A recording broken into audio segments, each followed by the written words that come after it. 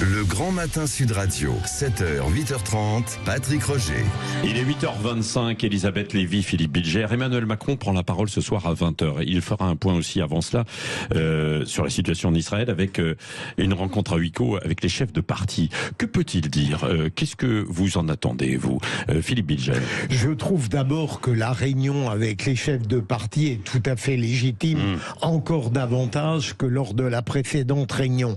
Pour le reste, il me semble que un président de la République, à la suite d'une telle barbarie, est presque condamné à un discours contraint. Évidemment, un hommage sincère aux victimes, une dénonciation de la barbarie.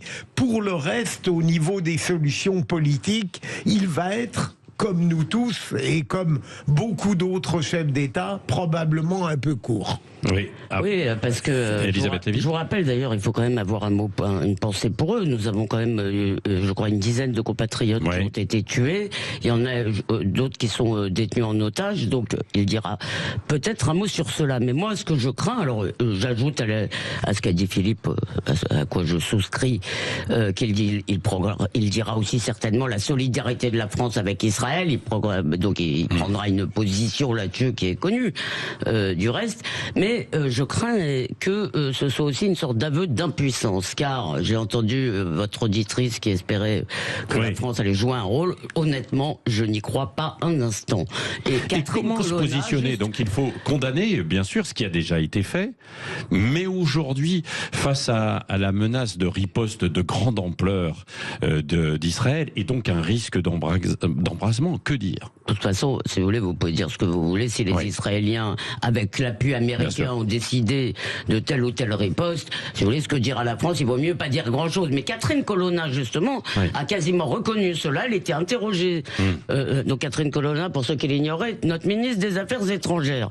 Donc elle a été interrogée sur les otages français. Elle a dit, est-ce que vous êtes en négociation et tout? Elle a dit, non, nous n'avons absolument pas la main là-dessus. C'est une affaire entre les Israéliens et le Hamas. Donc vraiment, écoutez, au Proche-Orient, malgré ce qu'a dit votre auditrice, la France est hors du jeu. Oui, Philippe Bilger. En fait, la France devra surtout ne pas entraver la sorte de tour de force que Israël se prépare à faire, à la fois une intervention militaire, parce qu'il n'est pas concevable qu'à la suite de tels événements atroces, ils ne réagissent pas militairement, et en même temps tenter de sauver les otages malgré le chantage odieux. Oui, mais ça en lousait. Juste un mot de plus pour n'en pas parler. Emmanuel Macron va certainement dire un mot pour les Juifs de France et parler de l'importation du conflit dans notre pays.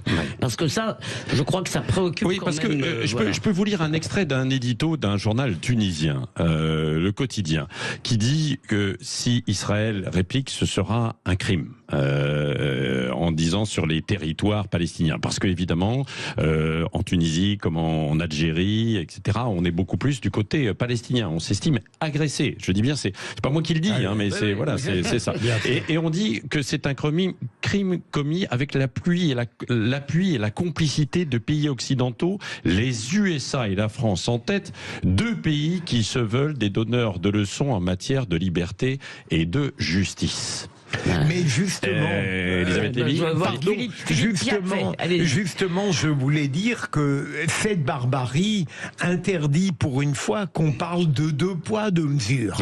Lorsqu'on atteint un tel degré dans l'horreur, sans justification, en a-t-elle jamais? Je n'en sais rien. Eh bien, on ne peut pas écrire ce genre d'éditorial. Vous vous trompez, non seulement on peut, mais on va le faire. Bien sûr. Pardon, mais Philippe. Moralement, on ne doit pas. Oui, on ne doit pas, ça certes, mais je peux vous dire qu'on va le faire, que le récit qui va, c'est pour ça que je l'ai dit l'autre jour, interdire les manifestations pro-Palestine est à mon avis une absurdité, car ça va conforter le récit. Pour les Juifs, c'est le tapis rouge, et nous, etc., etc. Et bien avant que la première balle israélienne ait été tirée, vous aviez déjà des gens sur les réseaux, des sites, etc., qui dénonçaient les crimes israéliens. C'est une espèce de réflexe, Philippe, de dénoncer les crimes israéliens.